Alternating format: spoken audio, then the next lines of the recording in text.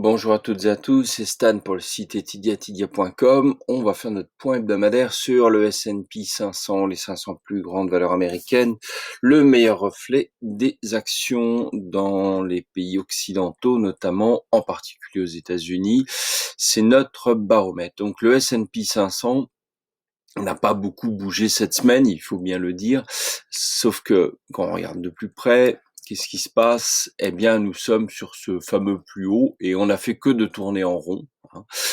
Et je vais zoomer davantage. On a juste eu quelques petites tentatives ici vers le bas, paf, mais ça n'a rien donné. Ça n'a strictement rien donné.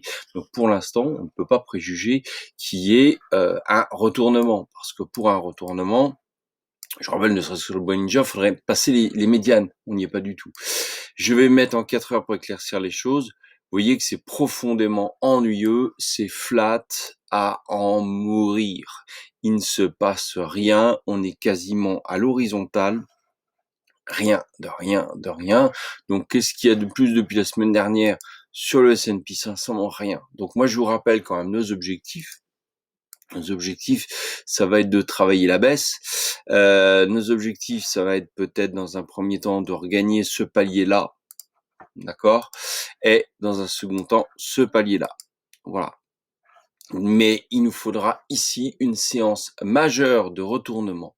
Quand je dis une séance majeure, c'est minimum 2% de baisse. Est-ce qu'on peut aller plus haut? Oui, on peut encore aller plus haut. Il suffit de regarder ce qui s'est passé sur le Nasdaq et rien n'empêche qu'on aille plus haut. On me parle beaucoup de l'élection américaine. Alors, moi, je ne vais pas commenter la macro, ni la politique, ni quoi que ce soit, mais graphiquement, si les agents ne savent pas quoi faire, qui sont dans l'attente d'une décision politique, d'un résultat politique, on va latéraliser. Et ça, c'est encore très très possible, puisque si vous regardez d'autres indices comme le CAC ou d'autres, eh bien, on est déjà en latéralisation. Donc, on est en attente. Il n'y a plus de direction. Donc, plus de direction pour nous qui faisons du trend following, du swing, c'est très très très très embêtant.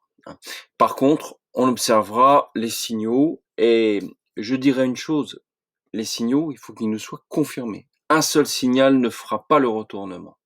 Il faudra une convergence de signaux en combo. Bon, typiquement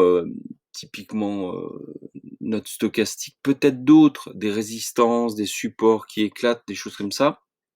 Il va falloir regarder tout ça de très près dans les prochaines semaines. Rappelez-vous, ici, nous étions au mois de juin. Là, tout militait pour la baisse. On avait évoqué l'hypothèse là. Ça s'est arrêté ici.